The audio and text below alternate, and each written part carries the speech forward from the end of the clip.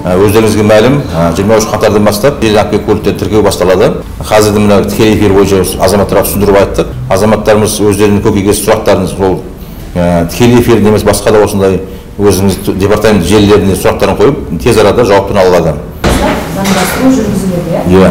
Жалпы азаматтарға тағы да өзіңіз 23 қаңтар күні осы заңдастыру басталған уақытта өзімен бірге болуы тиіс құжаттардың тізімін айтып, тағы бір хабарлама. Иә, 4 құжат керек. Біріншіден өздері өтініш береді. Өтініш арыз есебінде болады, соны жазады. Екіншіден өздерінің жеке куәліктері болу керек, соның көшірмесі болады құжаттардың.